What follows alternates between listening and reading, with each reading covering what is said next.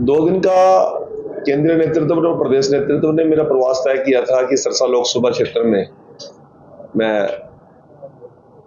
अपने समाज के लोगों के बीच में, पार्टी कार्यकर्ताओं के बीच में और अशोक तंवर जी के पक्ष में, कमल के फूल के पक्ष में, भारतीय जनता पार्टी के पक्ष में प्रचार करने के लिए आया था। आज सुबह हमारा पहला कार्यक्रम अभी डाणी संता सिंह, हाँ, तो दूसरा कार्यक्रम था हमारा वार्ड नंबर 2 एलनाबाद में, और तीसरा कार्यक्रम था नीमवाड़ा एलनाबाद में, नीमला गांव में था। उसके बाद पार्टी कार्यालय के अंदर सैकड़ों की संख्या में कार्यकर्ता विभिन्न मोर्चों और प्रकोष्ठों और खासतौर से एससी वर्ग के बहुत से कार्यकर्ता आज यहाँ आए हुए थे।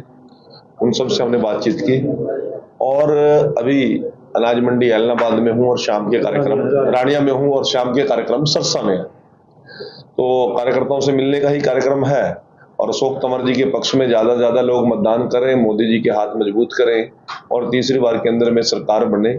और केंद्र में सरकार बनने का सिर्फ सीधा सीधा एक ही कारण कि जो योजनाएं 2047 का जो विजन जो मोदी जी ने दिया है कि 2047 में देश विकसित भारत बने, उस काम पर मोहर लगाने का ये अवसर है। देश बहुत लंबे समय से 75 साल हो गए हम विकासशील देशों की श्रेणी में है। हमारा भी सपना है कि हमारा देश विकसित भारत बने, हमारी भी अर्थव्यवस्था, हमारी भी मूलभूत सुविधाएं, हमारे भी जीवन स्तर इस देश के लोगों का ऊंचा हो और हम भी सर उठा के ये कह सके कि हम भी विकसित देशों की श्रेणी में हैं। तो उन सपने को मोदी जी ने हमें दिखाने का काम किया है और उस सपने को साकार करने की जिम्मेवारी हमारी बनती है, ताकि हम मतदाता के साथ पास जाके गांव में, ढाणी में, गली में, कूचे में जाकर लोगों से हम जनसंपर्क कर रहे हैं। और ये सारा सपना साकार केवल मोदी जी के नेतृत्व में ही संभव है, क्योंकि जो इंडी गठबंधन है वो तो एक दूसरे अपने परिवार को बचाने में लगे हुए हैं। ज्यादा से ज्यादा नेता जेल में है, जो बाकी बचे हुए बेल पे हैं। तो उन लोगों का ना कोई विजन है, ना कोई उन लोगों की सोच है, ना कोई विचारधारा है। वो तो केवल एक ही मुद्दे को लेकर चल रहे हैं। अब मोदी जी कहते हैं मैं 2047 में विकसित भारत बनाऊंगा, देश को तीसरी अर्थव्यवस्था बनाऊंगा, परंतु विपक्ष के लोग कुछ ऐसा नहीं बोलते। एक बारी भी उन्होंने ये नहीं कहा कि मोदी जी अपना विजन क्लियर कीजिए, कैसे विकसित भारत बना दोगे आप, कहां आपकी सोच है कि भारत तीसरी महाशक्ति बने। परंतु बस एक बात कहते हैं, तो मोदी जी को हटाइए, मोदी जी को हटा दिया हमने, चलो हटा दिया, तो फिर क्या करोगे आप? बात तो कुछ भी नहीं है। आगे उन लोगों के पास ना नीति है, ना नीयत है, ना नेता है। नेता विहीन विपक्ष, नीतिहीन विपक्ष, नेतृत्वहीन विपक्ष। आज पंजाब में, यहां से कितने दूर है बॉर्डर पंजाब का? 40 किलोमीटर पे कांग्रेस और आम आदमी पार्टी यूथ बाजार है। एक दूसरे को पानी पी पी के कोस रहे हैं, एक दूसरे के ऊपर भ्रष्टाचार के रोप लगा रहे हैं, एक दूसरे के ऊपर परिवारवाद के रोप लगा रहे हैं। हरियाणा में आने के बाद झाड़ू का पंजे का गठबंधन हो गया। यूपी में जाके वो लोग चुनाव लड़ेंगे ही नहीं इकट्ठे। राजस्थान में उनकी कोई और नीति है। तो इस प्रकार का टुकड़े टुकड़े बटा हुआ विपक्ष आज देश को मजबूती नहीं दे रहा, देश को कमजोर करने वाली ताकतों के साथ उन्होंने हाथ मिलाया। तो इसलिए हम भारतीय जनता पार्टी के पक्ष में मतदान की अपील करके लोगों को मोदी जी के साथ जोड़ने, भाई अशोक तंवर जी के साथ जोड़ने के लिए हम वादा किए। कैसा माहौल है और जनता का क्या जनसमर्थन बैठा है? देखिए, मैं 2000 से सक्रिय राजनीति में हम हैं। हमने 1999 का कारगिल युद्ध का लोकसभा चुनाव भी देखा, 2005 का भी लोकसभा चुनाव देखा, 9 का भी देखा, 14 का भी देखा, 19 का भी देखा।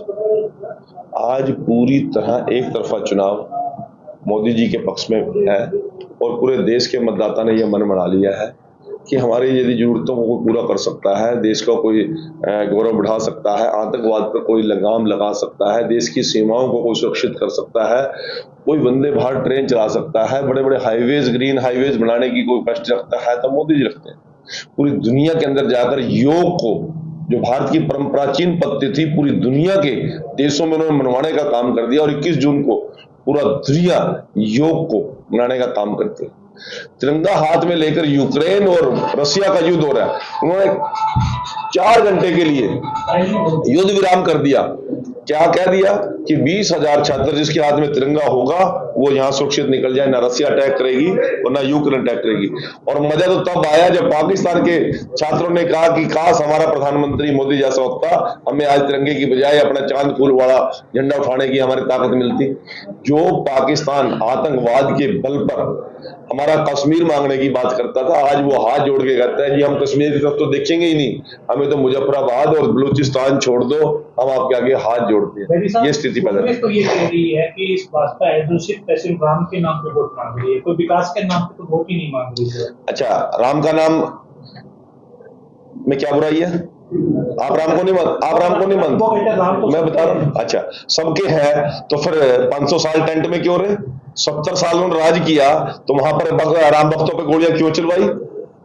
क्यों कोर्ट के अंदर जाकर एफिडेविट दे? दिवाली की छुट्टी है, दशहरे की छुट्टी है, रामनवमी की छुट्टी है, वाल्मीकि जी को मानते हैं, परंतु कोर्ट में जाके कहते हैं कि राम का तो अस्तित्व ही नहीं है। यदि राम का अस्तित्व नहीं है तो फिर भगवान वाल्मीकि जी ने रामायण झूठी लिखी थी। आज राम मंदिर भी बन गया और भगवान वाल्मीकि जी ने जिन्होंने राम का परिचय कराया उनके नाम पर अंतरराष्ट्रीय हवाई अड्डा भी बन गया। जय श्री राम। कांग्रेस नाम की कोई हरियाणा में चीज है ही नहीं है, बाप बेटा है। और बाप बेटा वो बीजेपी कांग्रेस के वो फेस है जिन्होंने पूरी कांग्रेस को निगल लिया। आज पूरी की पूरी कांग्रेस हाशिए पे है, सिर्फ परिवारवाद, क्षेत्रवाद और बाप बेटे की राजनीति चल रही है। और मेरा आज चुनाव के बाद पूरी की पूरी कांग्रेस मिलकर बाप बेटे को हजम कर जाएगी, मैं दावा करता हूँ। हमारी शैलजा आई है 3 पीढ़ियों का रिश्ता बता रही है इसी सर्वोत्सव में।